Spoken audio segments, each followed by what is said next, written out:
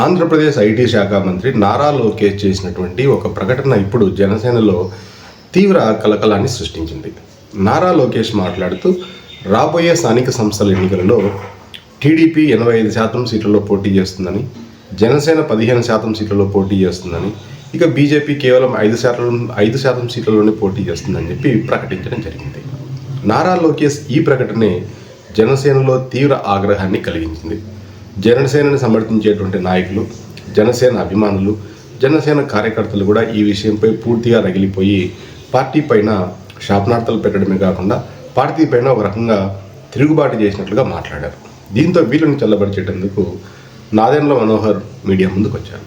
నాదెండ్ల మనోహర్ నారా లోకేష్ చేసినటువంటి ప్రకటనని పూర్తిగా ఖండించారు. దీనికి మేము అంగీకరించామని చెప్పి కూడా ఆయన చెప్పడం జరిగింది. అయితే అంతకు కొన్ని గంటల ముందు నాదెండ్ల మనోహర్ మాట్లాడిన దానికి ఇప్పుడు ఈయన మాట్లాడిన దానికి పూర్తిగా 100% తేడా ఉంది. అంటే కరెక్ట్గా చెప్పాలి అంటే యూటర్న్ తీసుకున్నారు.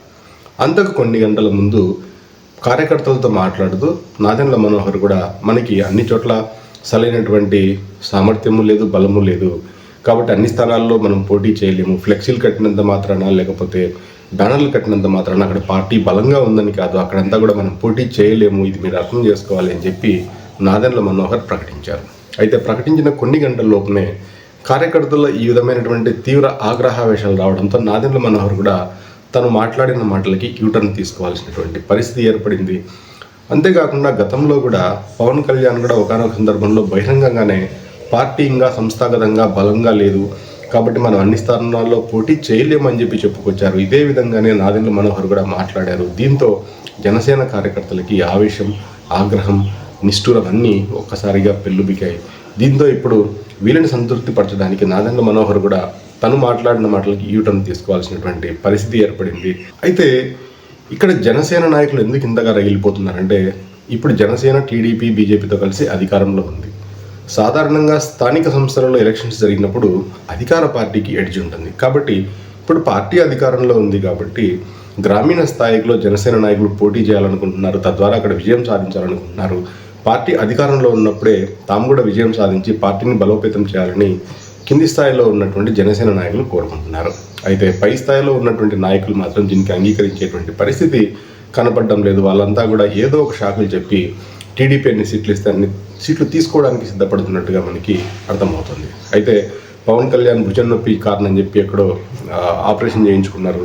ఈ సందర్భంలోనే నారా లోకేష్ ఈ ప్రకటన చేయటము, ఆ తర్వాత నాదెండ్ల మనోహర్ ఈ విధంగా మాట్లాడడం అనేది కార్యకర్తలకి ఆగ్రహాన్ని తెప్పించింది. అయితే ఇక్కడ ఒక విషయం మాత్రం స్పష్టంగా అర్థమైంది. ఏంటంటే జనసేన కార్యకర్తలు లేదా జనసేన నాయకులు ఎవరు కూడా నారా లోకేష్ చెప్పినట్లు 15% స్థానిక సంస్థల్లో పోటీ చేయడానికి అంగీకరించారు. అలా చేస్తే పూర్తి వ్యతిరేకత వస్తుంది అనేది మాత్రం టీడీపీకి ఇప్పుడు క్లియర్గా అర్థమైపోయింది. టీడీపీ ఇట్లాంటి విషయాలను ఎలా హ్యాండిల్ చేయాలో నారా చంద్రబాబు నాయుడికి వెన్నతో పెట్టిన విద్య. కాబట్టి ఇక్కడ వ్యతిరేకత వస్తుందని ఆయన అర్థం చేసుకున్నారు. కాబట్టి ఈ విషయాన్ని ఆయన మరొక విధంగా సాల్వ్ చేయగలుగుతారు. అయితే ఇక్కడ జనసేన నాయకులు గుర్తించాల్సినటువంటి విషయం ఒకటి ఉంది. ఏ రాజకీయ పార్టీ అయినా సంస్థాగతంగా బలపడాలి అంటే దానికి ఉన్నటువంటి ఏకైక ఆయుధం ఎలక్షన్స్. పార్టీ గెలిచినా ఓడినా సరే ముందు ఎలక్షన్స్లో పార్టిసిపేట్ చేస్తే ఆ పార్టీ అక్కడ వేళ్ళునుకుంటుంది, తద్వారా అక్కడ ఓటర్లు అట్రాక్ట్ అవుతారు, అక్కడ నాయకులు బలపడతారు. కాబట్టి ఏదైనా పార్టీ సంస్థాగతంగా బలపడాలి అంటే ఉన్నటువంటి ఏకైక మార్గం ఎన్నికల్లో ఖచ్చితంగా పోటీ చేయాలి. ఎన్నికల్లో పోటీ చేస్తేనే ఏ పార్టీ అయినా బలంగా దృఢంగా తయారవగలుగుతుంది. కానీ ఈ బేసిక్ సూత్రాన్ని విస్మరించడం వల్ల జనసేన బలంగా పుంజుకోలేకపోతుంది, కొన్ని ప్రాంతాలకే పరిమితం అవుతుంది. గత సార్వత్రిక ఎన్నికల్లో కూడా గమనించాం, చంద్రబాబు నాయుడు గారు జనసేనని కేవలం 21 అసెంబ్లీ 2 లోక్సభ స్థానాలకి పరిమితం చేశారు. కాబట్టి ఇప్పుడు కూడా అలానే పరిమితం చేయొచ్చు అనేటువంటి ఆలోచన బహుశా టీడీపీకి ఏమైనా ఉందేమో తెలియదు. కానీ ఇలా చేస్తే జనసేన నాయకుల్లో మాత్రం ఖచ్చితంగా వ్యతిరేకత వస్తుందనేటువంటి విషయాన్ని ఇవాళ టీడీపీ అర్థం చేసుకోగలిగింది. దీన్ని అర్థం చేసుకున్నటువంటి చంద్రబాబు నాయుడు గారు టీడీపీలో ఉండేటువంటి ముఖ్య నాయకులతో మాట్లాడుతూ ఈ స్థానిక సంస్థల ఎన్నికల గురించి ఎవరు కూడా మాట్లాడొద్దు, కేవలం పార్టీ పెద్దలు చూసుకుంటారని చెప్పి ఆయన ప్రకటించడం జరిగింది. అంటే జనసేన కార్యకర్తల్లో వ్యతిరేకత ఉందనేది మాత్రమే ఆయనకు అర్థమైపోయింది. కాబట్టి దాన్ని ఆయన ఏ విధంగా సాల్వ్ చేయాలో ఆ విధంగా సాల్వ్ చేస్తారు. కాబట్టి రాబోయే రోజుల్లో ఎవరు కూడా ఈ విషయం గురించి మాట్లాడొద్దు అని చెప్పి ఆయన గట్టిగా చెప్పారు. అయితే ఇక్కడ మాట్లాడింది నారా లోకేష్.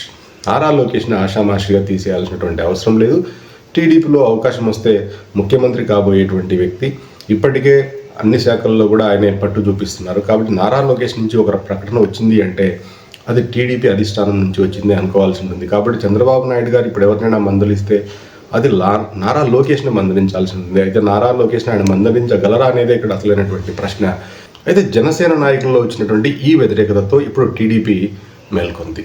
అయితే రాబోయే రోజుల్లో టీడీపీ ఈ సీట్ల సర్దుబాటుని ఏ విధంగా చేస్తుంది అనేటువంటిది అసలైనటువంటి ప్రశ్న. అయితే రాజకీయ చాణక్యుడిగా పేరు పొందినటువంటి చంద్రబాబు నాయుడు ఈ విషయాన్ని ఎలా హ్యాండిల్ చేయాలో అలానే చేస్తారు అని చెప్పి ఇప్పటికే టీడీపీలో ఉన్నటువంటి పెద్దలు మాట్లాడుకుంటూ ఉన్నారు. అట్లాగే జనసేన నాయకులు కార్యకర్తలు పోటీ చేయాలనుకుంటున్నారు, కానీ అధినాయకత్వం ఏం ఆలోచిస్తుందో, ఎన్ని స్థానాల్లో పోటీ చేయాలనుకుంటుందో కార్యకర్తలకు ఏమాత్రం అంతు చిక్కడం లేదు. కాబట్టి ఇలాంటి విషయాలని చాలా సందర్భాల్లో చంద్రబాబు నాయుడు చాలా బాగా హ్యాండిల్ చేశారు. టీడీపీ ఏదైనా ఒక విషయాన్ని చేయబోయే ముందు ప్రజలు ఏమనుకుంటున్నారో తెలుసుకోవాలనుకుంటుంది.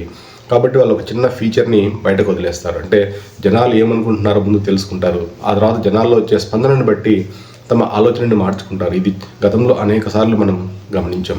కాబట్టి ఇప్పుడు కూడా చంద్రబాబు నాయుడు లేదా లోకేష్ ఇద్దరు కూడా 15% సీట్లను కేటాయిస్తే జనసేన నాయకులు ఏ విధంగా స్పందిస్తారో, వాళ్ళ స్పందన ఎలా ఉంటుందో తెలుసుకుందామని చెప్పి ఈ ఫీలర్ని వదిలారా, లేకపోతే జనసేనని నిజంగానే అదే దామాషంలోనే సీట్లు కేటాయించడం జరుగుతుందా అనేది ఇప్పుడు నాయకులంతా చర్చించుకున్నటువంటి ముఖ్యమైనటువంటి ప్రశ్న. అయితే ఈ విషయంలో మీరేమనుకుంటున్నారు? అటు పవన్ కళ్యాణ్ కేవలం 15% సీట్లలో పోటీ చేయడానికి అంగీకరిస్తారనుకున్నారా, లేకపోతే పట్టుబట్టి మరికొన్ని ఎక్కువ సీట్లను సాధించుకుని జనసేన సంస్థాగతంగా బలోపేతం కావాలని కోరుకుంటున్నారా? ఈ విషయంలో మీరేమనుకుంటున్నారో కామెంట్ రూపంలో తెలియజేయండి. ఈ వీడియో మీకు నచ్చినట్లయితే లైక్ చేయండి, షేర్ చేయండి, సబ్స్క్రైబ్ చేయండి.